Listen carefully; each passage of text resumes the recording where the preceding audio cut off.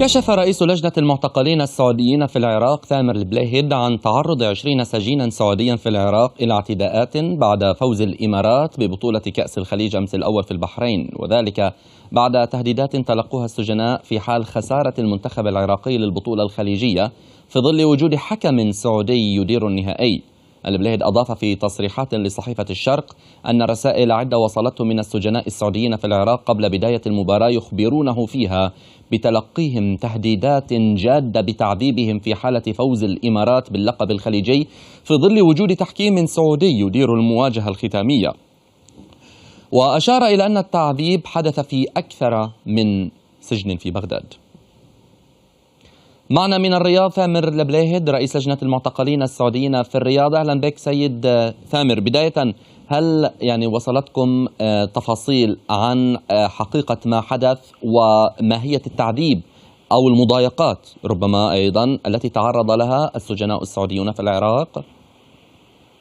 نعم، حياك الله عزيزي. أولا هذا تكرارا لما حصل في عام 2007 في مباراة السعودية والعراق، لما دخل المنتسبون من الحرس على السعوديين في شعبة الخامسة تحديدا وغيرها من الرصافات وهددوهم بالضرب والانفراد في حال فوز المنتخب السعودي على المنتخب العراقي في عام 2007، وكانت النتيجة ولله الحمد 1-0 لصالح المنتخب العراقي، فانكفأوا عن السعوديين.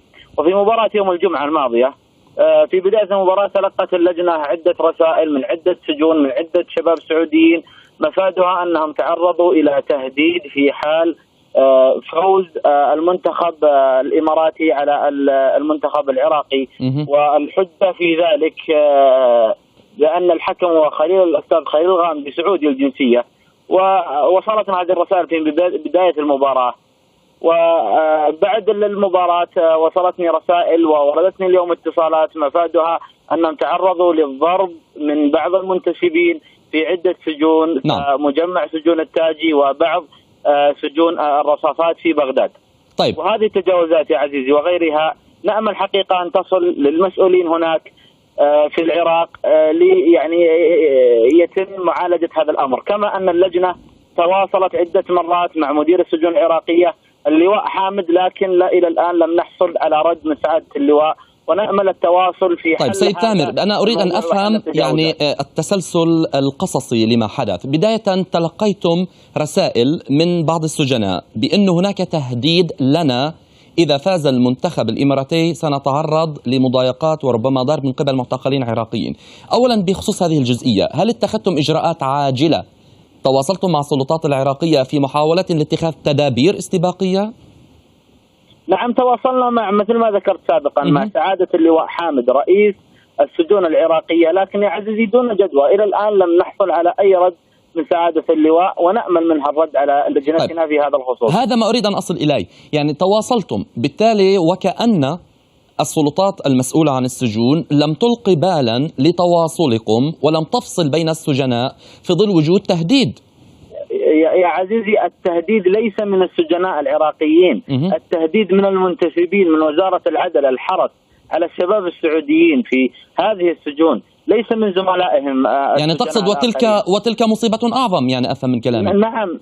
نعم. الإشكال يا عزيزي، اتصل علي أحد الشباب السعوديين قال لي نصا: يا أستاذ ثامر، تعرضنا لتهديد في حال فوز منتخب الإمارات. يا أخي والله ليس لنا حل إلا الاتصال بمدير السجون العراقية، فحاولنا الاتصال عدة مرات ولكن دون جدوى. هذا أمر. الأمر الآخر، ما زالت في كثير من السجون العراقية تمارس تفعيل وتأجيج الطائفية المقيتة التي لا نرتضيها نحن ولا أيضا كذلك الأخوة الأشقاء في العراق، وذلك بزج بعض الشباب السعوديين في بعض الغرف يعني ينتسبون إلى مذهب آخر، ويقال عن هذا كذا وهذا فعل كذا وهذا سعودي، فيتم ضرب مثل ما حصل الآن وأنا أحدثكم، كما حصل الأسبوع الماضي في سجن السيد فور الرصافة السادسة مع المعتقل السعودي. طيب. ناصر الدوسري وكذلك ناصر مشهور الرويلي تعرضوا إلى ضرب، بل ناصر الرويلي بعد سجن 10 سنوات بلغ من الدائرة القانونية أنه تم الحكم عليه 15 سنة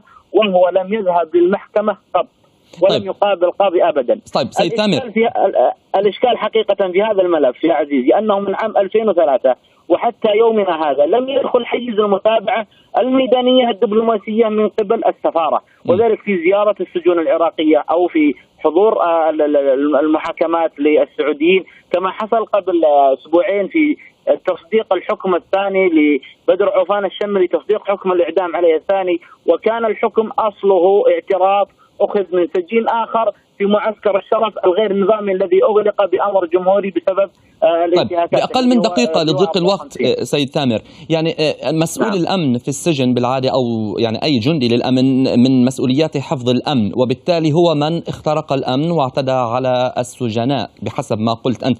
هل ستفعلون القضية يعني وتضغطون أكثر باتجاه أن تتفاعل الدبلوماسية السعودية مع هذا الملف وتصبح المسألة بين الدولتين؟ والله يا عزيزي هذا ما نتمنى، وكنا على تواصل مع سفارة المملكة وهم حقيقة يعني متفاعلين معنا في الموضوع، ولكن الإشكال الموضوع إلى الآن لم يدخل حيز المتابعة الميدانية لانقطاع لأن لانقطاع العلاقات الدبلوماسية بالميادين سابقا.